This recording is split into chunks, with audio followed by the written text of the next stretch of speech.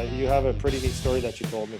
I want to hear, why did you get into this, and how did you get into athletic sports psychology? Right. So I was a Division I baseball player. I was a college athlete. I was a pretty highly recruited pitcher out of my area here in Detroit, and had an opportunity to play right away at U of D there. And that's what we all want, right? We come out of high school or wherever we come from, we want a chance to play right away. Well, in high school, I was pretty good, dominated, in fact. Lots of records at my high school and things like that. But Division I athletics is a whole other story. So my first year did not go very well at all. I actually set the school record for losses in a single season as a starting pitcher. I went 2-8 as a starter. But the funny part was, or not so funny at the time, but funny now, was talent-wise, I was fine. I could throw just as hard as everybody else. I had all the pitches. My mechanics were pretty sound. I was 6 feet, 180 pounds, in good shape, but I was not successful. And I couldn't figure it out. I was talking to my teammates, talking to my coaches, and eventually we came around to the point where this has got to be a mental thing. You have all the talent, but you don't look prepared. You're not recovering well from adversity. Your body language is not great after adversity. We've got to figure something out mentally. So thankfully, somebody found this book called The Mental Game of Baseball. And at first I was pretty resistant. What is this mental stuff? Who wants to read? Pardon? Most people don't want to read. Right, that too. Especially when you're in college. You don't want to read any more than you have to. Yeah. So I finally relented, opened up the book, and realized, okay, there's something to this. I better start figuring this out. So I started developing some positive self-talk. Started to learn how to manage my attention, which we'll get into a lot today. And I put it into practice over that summer, came back that next year, earned my spot back in rotation, and went 9-3 as a starting pitcher. Set the school record for wins. Yeah. And didn't add any velocity to my fastball, didn't add a new out pitch. I was the same guy, different mindset. And so right then and there, I knew there's something to this, and knew I wanted to stay in this work. So I changed my major to psychology, learned more and more about how the mind works. And then years and years ago, started Champion Mindset Group and wanted to work with athletes to help them become better athletes. Because as you get to a higher level, it's not about talent anymore. It's certainly important, but you're not going to go real far unless you have a strong mental game. Yeah, absolutely. And that's a great story. It's, for me, it reminds, like, your passion for what you're doing is kind of the same thing that I have. Like, anything to do with hockey, like, not necessarily hockey, but it's making people better. That's what I say I do. A lot of people say, "What do you do for a living, Andy?" You're a hockey guy. I am. Yes, I am. Everything about me is hockey, but really deep down, it's about making people better, and that's making a good teammate. You want to surround yourself with people and make them better. So similar, anyways. So going back to the question I had earlier, is people think of mental toughness as rah, positive attitude. But from your perspective, because I know you have a whole different perspective on this, what does mental toughness mean to you? Well, certainly those things that you mentioned earlier are important. We do have to have a positive mindset, and we want to have a good, positive, supportive voice in our mind. But for me, and I learned this, along the way, I'm a lifelong learner. I don't believe I know everything. I'm always looking to learn new things. And over the years, I've learned that true mental toughness is managing your attention under pressure. It's understanding you're in a pressure situation and learning how to pay attention to those thoughts and feelings that you're having, and then returning your focus to the present moment, to the task at hand. Because my job is to help an athlete live and play in the present moment. And if I can help an athlete do that, they then decrease and minimize fear and pressure and able to let their talents take over without thinking so much about it. So all day long, we need to manage our thoughts and feelings, manage our attention. And this sounds weird coming from a psychologist, but when you're competing, I really don't care what you're thinking and feeling. I care that you notice what you're thinking and feeling. And I learned that from Dr. Peter Haverhill. He's a sports psychologist with the Olympic team at United States Hockey and other teams. And when he said that, it blew my mind. It was like, this is what it's all about. This is what the mental game is about. It's about learning how to manage your attention in the present moment. being mindful. That's a big buzzword in our field right now. So to me, that's really what mental toughness is all about. And there's lots of ways that we can talk about how do you go about doing that as well. Okay. So I agree with you. So I could go a lot of ways with this. I really want you to do most of it. So I want to, that's a great answer and a great concept for us to understand, is that to be present, right? So, and I understand this, like, for example, I got a couple girls that I was working with today that are going to the Canadian national camps, 16 and 18-year-old girls.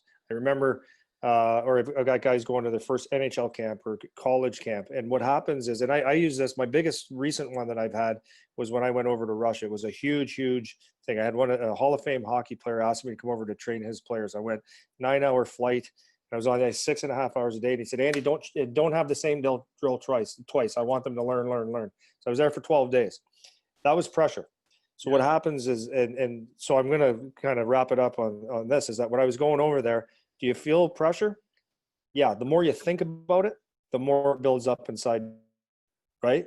The more that you, and then you start thinking what can go wrong. But really, when you practice enough and do what you do, you're ready to go. So if you can put it in three different perspectives. One, for the player, how can they do it? Two, for the parents, how can a parent help their child? Because we've got some youth and some adults. And then also, how can a coach recognize and can you take it from there? Yeah, absolutely. And I think some of it's going to be similar and overlap, obviously. The first thing we need to do is understand what is a pressure situation.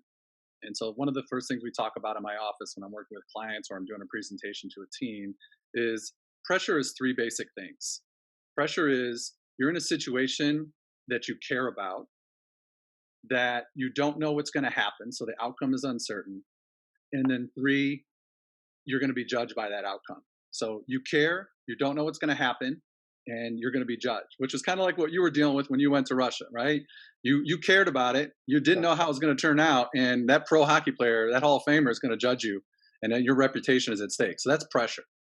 There's nothing we can do about that. That's a pressure situation. In fact, that situation that you're in is a privilege, and that's how you should start to look at it. However, you have two choices then. You can either see that situation as a threat and focus on all those things that could go wrong and all those things you can't control, or you can focus on, hey, this is a great challenge. This is an opportunity, and I'm going to use my skills and trust my abilities to do well and really show everybody what I've got and help it get closer to accomplishing my goals. Now, the things that distract us, and this can help the players in particular, but also coaches and parents need to understand this as well, that there's lots of mental traps out there. Every athlete has them. Lots of distractions. We call them the uncontrollables or the mental traps. So one of the things I do right away with my athletes when this kind of thing comes up, when they're having trouble dealing with pressure, is we have a whole list of all these potential distractions or mental traps. Things like you focus on the big game, you focus on the future, you focus on the past, you focus on who you're playing, the ice conditions in your case in hockey, the venue you're playing in, who's watching. All those potential things are things you can't control. So there's really no value in focusing on the things you can't control. But we still need to notice when we're focusing on those, catch ourselves, own those mental traps. I even have my athletes create the list, post it on their mirror, because I want you to know quickly when you're focused on something you can't control and you're getting sucked into that trap. Then we develop strategies to bring our mind back to the present.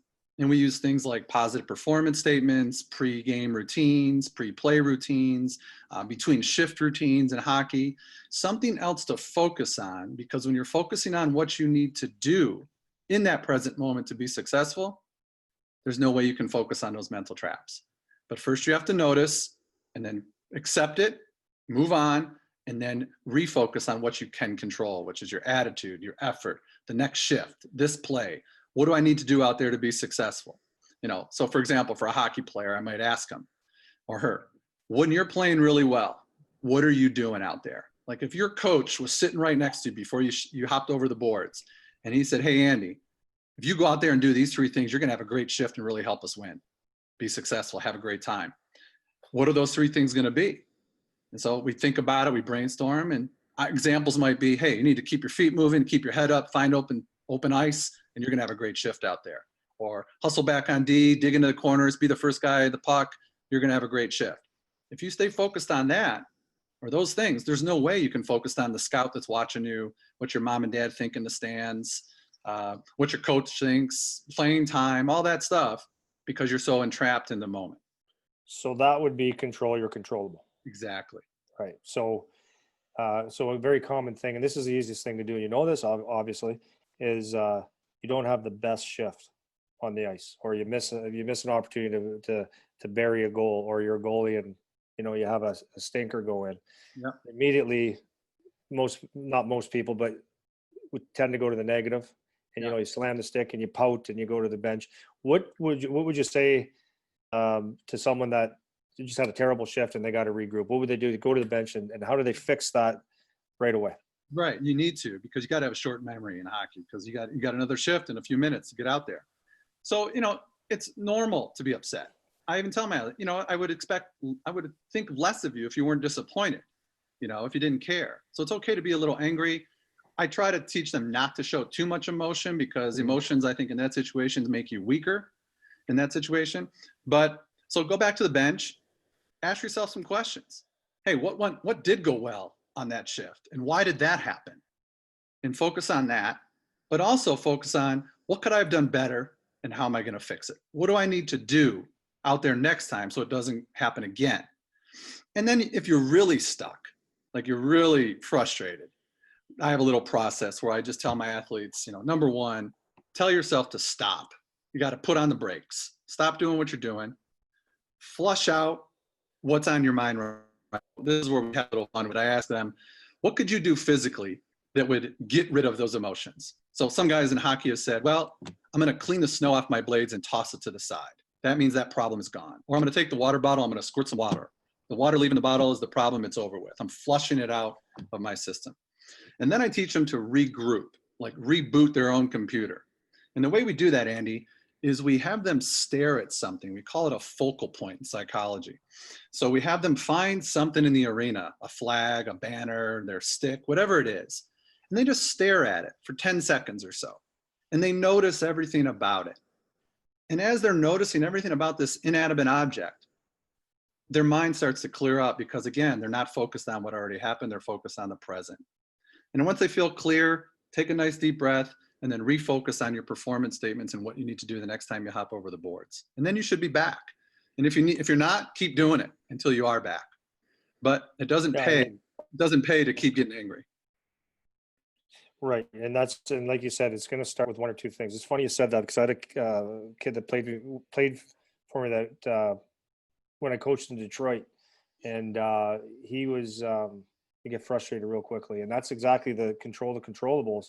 I gave him, you said 3, but I gave him about 100. No, I gave him about 6. Gave him 6 things to do in a game, and every shift he needed to do 3, and his game would change. So what happened was he had negative, and his father was very negative. He wanted him to, like, he was a superstar kid, negative father. He had to be like the best on the ice, and if things weren't going his way, there was excuses, blah blah blah blah blah. So I gave him 6 things and 3 every shift that he had to do, and it changed. Like, so I understand that more now than I did 7 or 8 years ago. That by focusing something to do rather than what failed or your fears or your anxiety, it changes everything. Right. So having said that, and I think I accidentally just said something about coaching. Can you explain that from a coach's parent's point of view as well? So you've got your son or your daughter going to the game, and they're a lot of times dads talk about this all the time. Son, there's a big game tomorrow. You got to play well. There's going to be a lot of scouts there. This, that, and the other thing. That might be good for some kids, but I think it's more anxiety than the others. And then also from a coach's perspective, how can a coach help that player when he maybe sees, okay, this guy's losing it over here? How can I rein him in? Or how does he not make things too big? Right. So first, the parents is really important. You want to try not to bring up all those things. Every athlete knows it's a game. It's a big game in that situation. They know the scouts are going to be there. They know they need to play well. That's a given. So just piling on isn't going to help. So focusing on maybe some micro goals, we call them. what are 2 or 3 things that you want to accomplish by the end of this game today? And then how are you going to make that happen? And so focusing on the process, which is what the coaches need to do as well. So when they see a player that is tightening up, getting anxious, they need to remind that player, hey, let's not focus on the scoreboard. Let's not focus on the points. Let's not focus on who's in the stands. Let's focus on what you need to do tonight to have a great game. And again, to keep it simple, it goes right back to what we talked about earlier. For you, this means you've got to back check. You've got to be the first guy at the puck in the corners. You've got to keep your head up and make good passes, and you're gonna play great. And once you get into that momentum, your skills are going to take over. And you know what? During the game, you're going to notice the scouts. That's normal. It's normal to have those uncomfortable thoughts and feelings. So don't feel bad if you do. Just notice you're doing it. Bring your mind back to what you need to do to be successful. So really for both parents and coaches, the same. Focus on the process. What do they need to do to have a great game instead of the outcomes, what could happen, what might happen, what it all means. That's just more pressure. And Andy, you also brought up anxiety, and that comes up a lot.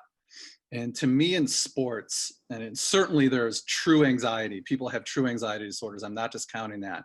But most of what I see in sports, what people call performance anxiety, is a bad habit on focusing on things you cannot control. Just obsessing on those uncontrollables creates nerves and anxiety and more pressure. So again, recognizing those things and getting back to the present. Yeah, absolutely.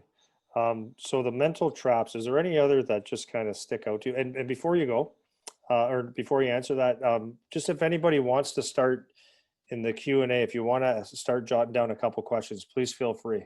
We'll get to them. Okay, sorry, go ahead. No, you were going to ask a question. The mental traps again. So I just want to be clear with the kids and the coaches and stuff. Like, can you just go over the mental traps one more time? Like, that's what causes the stress and anxiety, right? I have my own list here that I just brought with me. So, here's a list of things that I will typically talk about with athletes.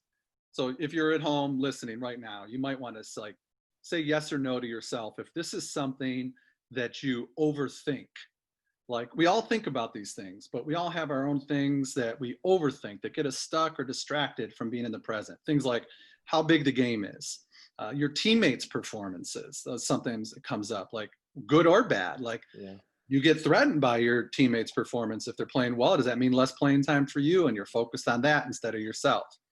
Who you're playing, how big they are, talent, reputation, where they come from. Are you focused on that before the game or during the game? What if your opponent's talking trash or trying to get in your head? Is that a mental trap for you? The officiating, bad calls, sometimes that can linger on. The ice conditions, bad luck, how much time is left, coaches' decisions, about playing time or who's out there during the penalty kill or the power play. The kind of pregame you had. Maybe the puck doesn't feel right on your stick tonight and you're starting to worry about that, or your skates aren't the way you like them and you're starting to obsess on that instead of focusing on what you can control.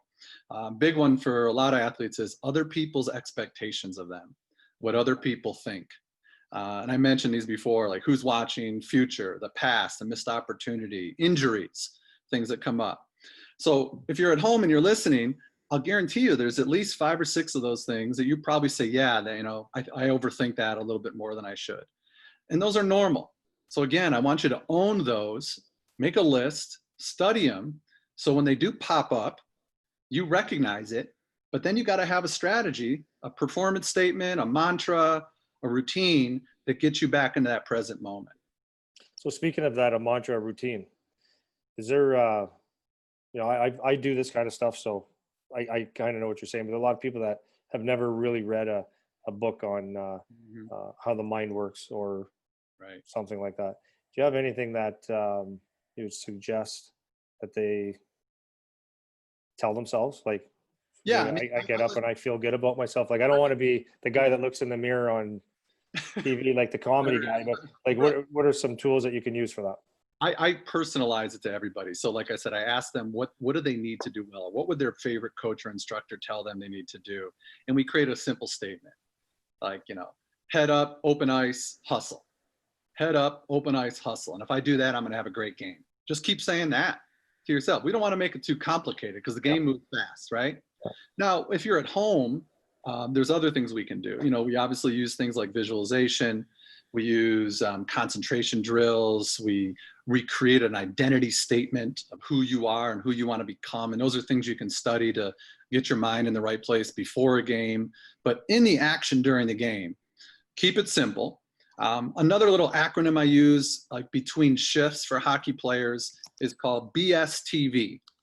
It stands for breathe, situation, task, and visualize success.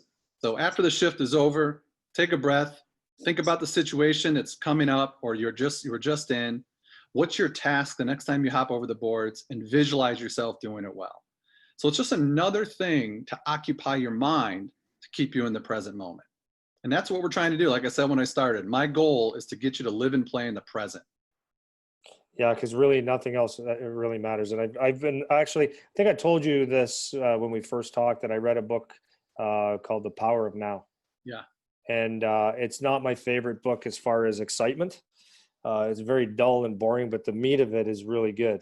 And it really helped me in my life, even in my business. I got so much going on. And talking to people and having to have like 4, 5, 6 different programs a day set up, and being energetic and stuff. And it could be absolutely overwhelming. And I know that could be the same with a player, a parent. And we've all got those issues. And learning about the present, it really does eliminate everything, all the pressures, because you can just focus on the task. And it's actually enjoyable to do now that I got the hang of it. It changed my life, really, to be honest with you. And I understand what you said about there really is no pressure or stress when you live right now as an athlete, especially. So Andy, it's really important too that athletes have to understand you have to put work into this. So another thing I learned from Dr. Haverhill in the Olympics and the hockey team is there's formal practice and informal practice. So formal practice of mindfulness and being aware is things like meditation, where you're literally taking the time out of your day to do some deep breathing and relaxation and visualization to learn what it feels like to be in the present. But then there's some informal things that you can do all day long. So like right now, we're having this conversation. You're focusing on what I'm saying, you're anticipating, you're thinking about other questions, you're monitoring the screen, you're in the present moment right now. If you think about it, this is what you're doing. Well, we can do that all day.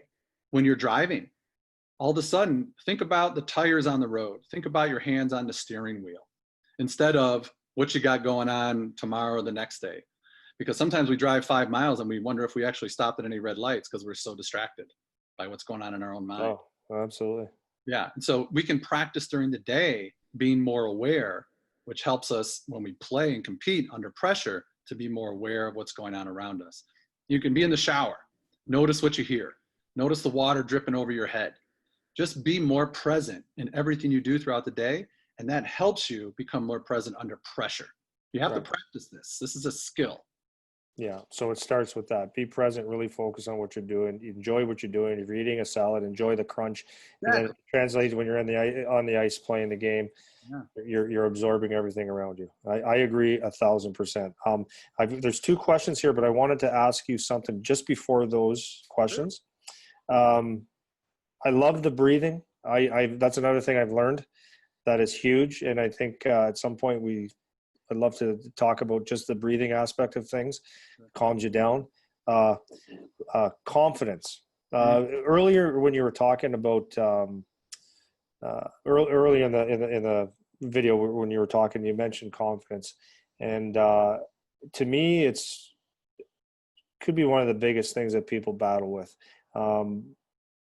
Can you lose your confidence, or how do you get it back? Because I remember, I'm going to be real honest here.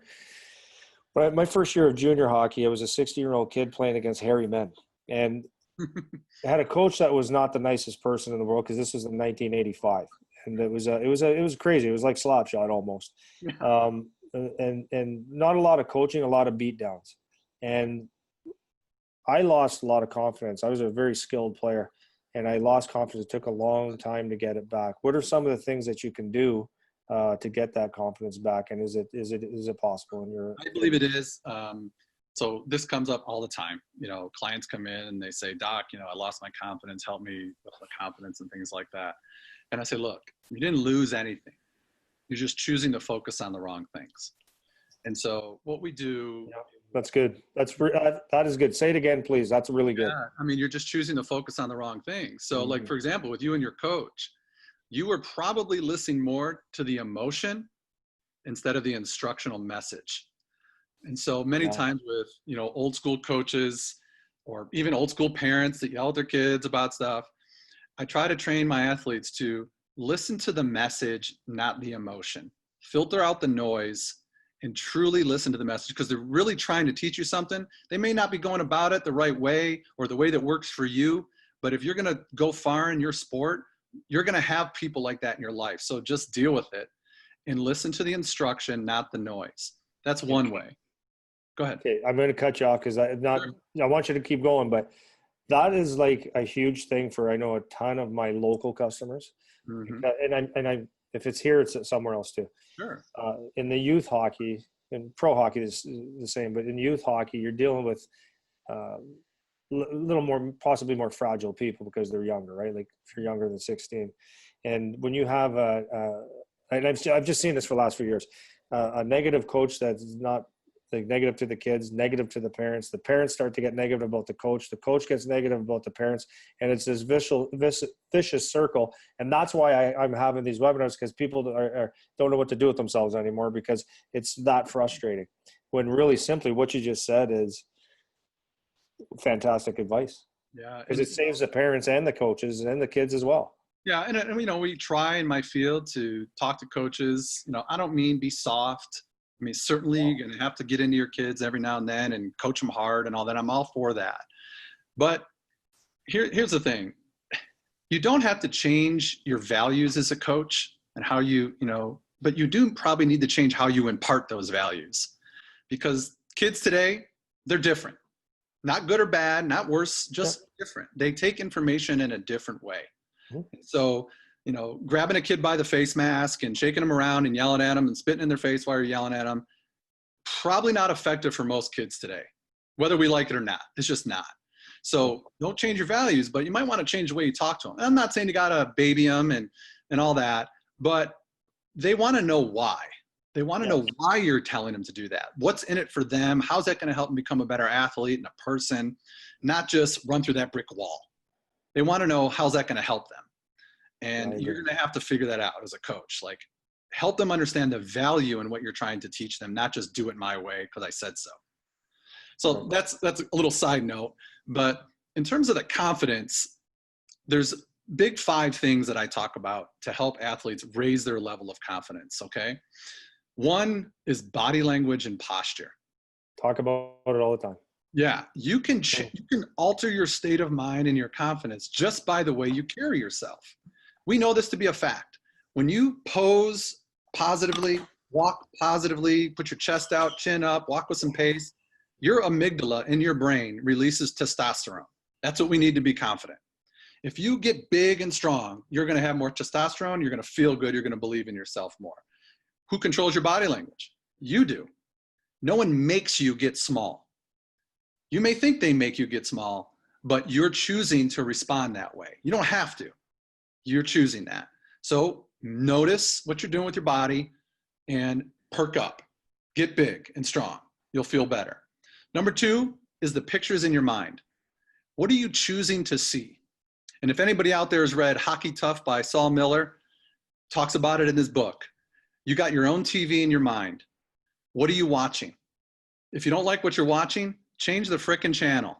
Because you do it at home when you're watching something you don't like. Change the channel and watch something that works for you. I'm not saying be a cheerleader and be rah-rah, but just watch something that's more effective for you. Number 3 is your self-talk. What are you saying to yourself? We all have our own inner voice, our own inner coach. Is it beating you up or is it supporting you? Once again, who controls that? You do. Notice what you're saying to yourself. Change it if you need to. Number 4, preparation.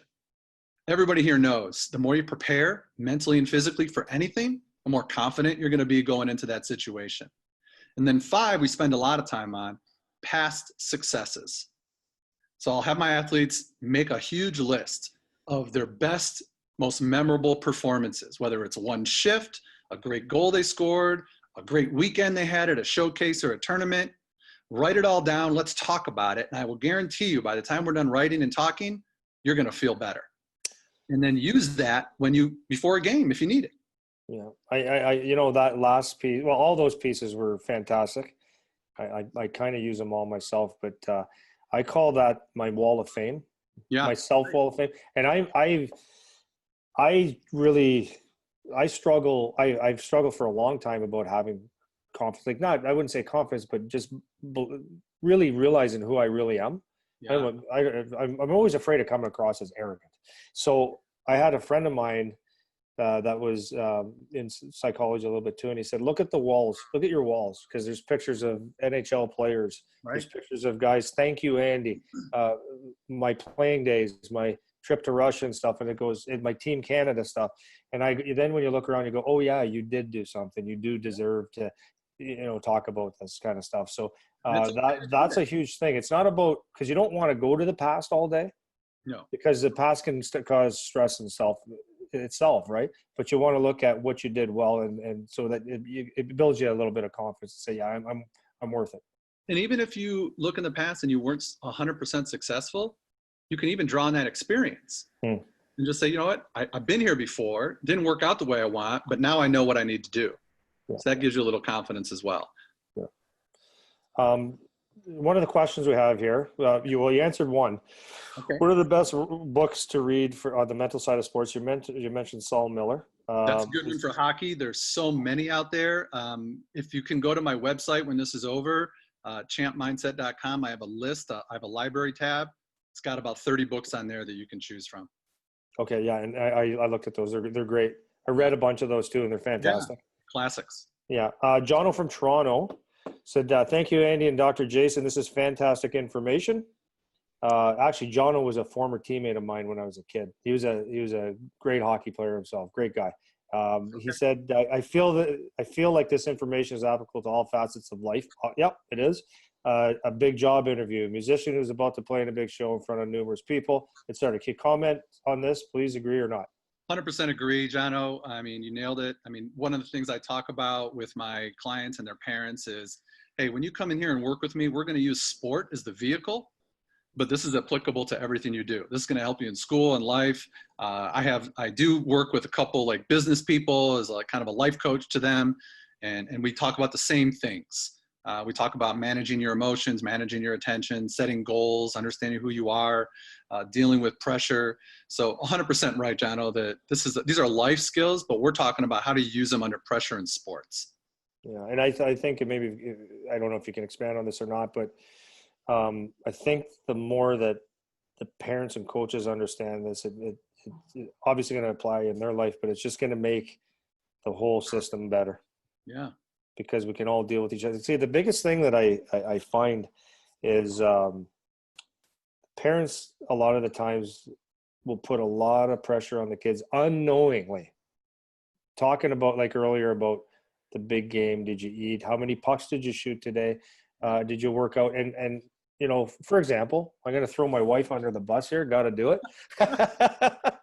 it. She wonders, my son is totally dedicated. He's great, and I can recognize what a serious athlete is. Sometimes she goes, I don't know if he really wants to do it. Maybe we should pull back a little bit, which I appreciate her thoughts. But I think sometimes as parents, like, how do we work this out? Do I want it more than my kid? Because a lot of people do, or it appears that way. How do we sort that out in the sports world? Because you know what, if you want it more than your own child, that's a tough go. It is a tough, disappointing go. Yeah, you brought up a couple good things here. So one thing, thank you.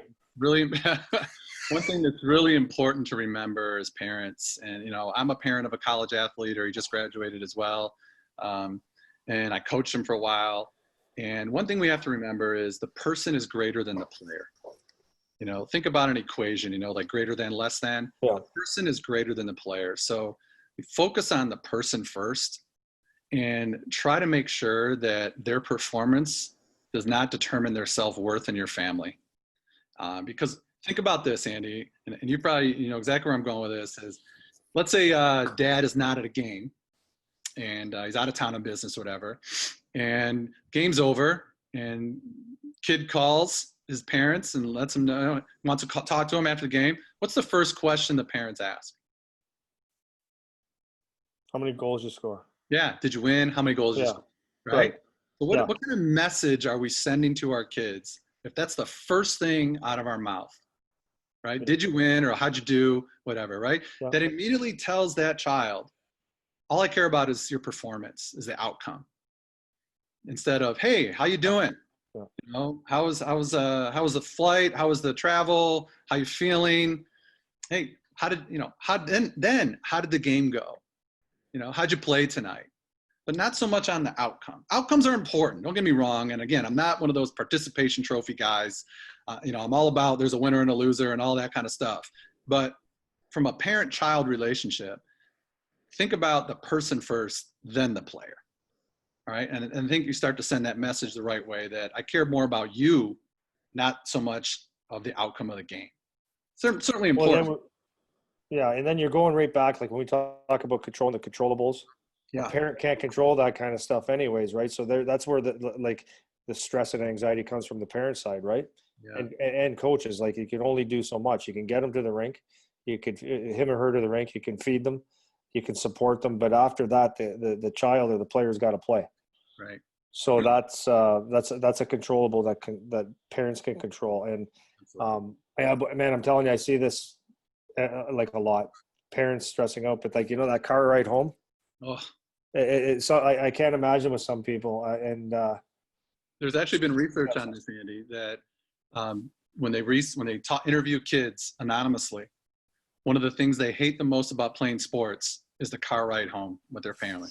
It's one of the top things they talk about in terms of negatives in organized sports is the car ride home. So earlier I mentioned a couple questions about how to evaluate. Here's questions that parents should be asking after they find out their kid's okay and they had a great time and they love them and all that. Hey, what went well today and why? Great question. What are you proud of yourself for today? And why did that thing happen? Because if you know why, you can do it again. And then, hey, what do you need to do better, or what could you have done better? And how are you going to fix it? And can I help you in any way? Or can I get you the help you need? Notice then you're not focused on mistakes, outcomes, you're focused on the process. And then after those couple questions, hey, let's go have some dinner. Glad to see you. What are we doing later? Game's over, right? We're not going to live this game over and over all night long, because that's how kids get burned out. Yeah, I had a dad like that. It was terrible. It was like, because I was a talented kid, sit down and eat, and it was just like, I'd be like, oh my God, here's 3 hours and we're gonna have to talk about how great I am and how this guy sucks, and it was terrible. It's not fun. And that's another thing, Andy, as parents, please don't talk about other kids with your own kid or the coaches. I mean, it's like you undermine all the power there. Just like when, like you mentioned earlier, I work in education. And when I hear parents talk about teachers in front of their kids, now, obviously there's exceptions. Yep. But on a daily basis, if you're undermining the authority of your coaches and your teachers and people in authority positions, then you're teaching your kids to never respect authority. I have police officer friends, and they'll say, Doc, I pull people over, and you would not believe the lip service I get in these days, from people in the car. And guess who's sitting in the back seat? Yeah. Kids. Yeah. They're watching this. Yeah. So why should they respect authority of all people? A guy with a gun on his hip. And you're disrespecting him in front of your kid, right? Yeah, exactly. So go ahead. Sorry. Yeah, you mentioned another thing that stuck out to me when you mentioned, like, are the parents more into it than the kids? And one of the things I do with my clients is we go over, what do you love? Or first of all, why do you play? And what do you love about the game? Because I want to make sure they understand why they do what they do and what they actually love about it. Because there's going to be tough days. There's going to be those days where you say, I have to go to practice. Well, you don't have to do anything. You get to do this. It's a privilege. So make sure you understand that and think about that from time to time. So it's a good conversation even to have with your own kids or as a coach to your players. Like, why are you here? What are your goals? Why are you doing this? And then what do you love about hockey? And I've got some really great answers. Like, I love the sound of the Zamboni when it takes the ice. I love the smell of my home arena. I love the sound the puck makes when it hits the stick, or the blades cutting through the ice.